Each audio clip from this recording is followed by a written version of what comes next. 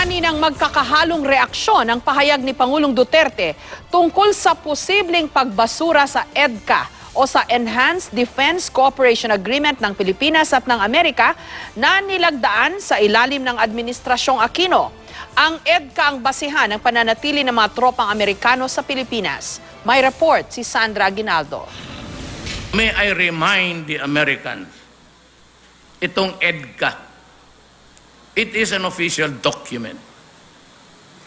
But it's only signed by an aide, Ansi Gasmin.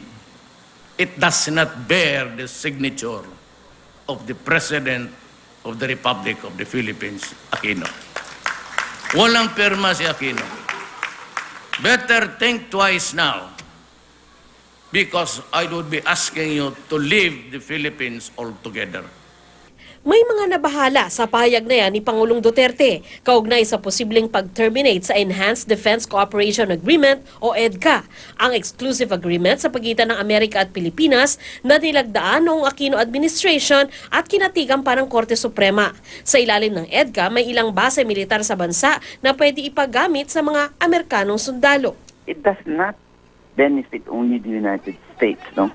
Kasi tutulungan tayo in terms of increasing our capacity for maritime security, maritime domain awareness, any accident or any tragedy similar to Typhoon Yolanda, they will have the capability to assist us much quicker. Sabi ni Professor Herman Kraft ng University of the Philippines, hindi porket hindi ang Pangulo ang nakapirma, invalid na ang kasunduan. Ang importante naman kasi doon ay kinikilalang representative yung pumirma. No? Hindi naman kinakailangan yung presidente mismo ang nakapirma doon. Para naman kay Professor Dean Domanhit, President ng Albert Del Rosario Institute for Strategic and International Studies, hindi pa ngayon ang panahon para putulin ang tulong ng Amerika sa Pilipinas. Alam naman natin na hindi Amerika ang ating kalaban with regards to violating our territorial integrity.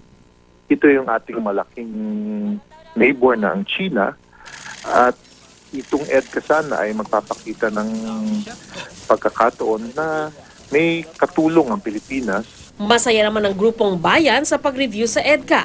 Ayon kay Bayan Secretary General Renato Reyes, dehado naman ang Pilipinas sa kasunduan at mistulan umanong ibinalik ng kasunduan ng base militar. Nakasaad sa EDCA na pwede itong ambyendahan sa kasunduan ng dalawang partido. 10 taon ang validity nito, pero pwede itong i-terminate ng isang partido sa pamamagitan ng diplomatic channels at kailangan lamang na 1 taon na palugid.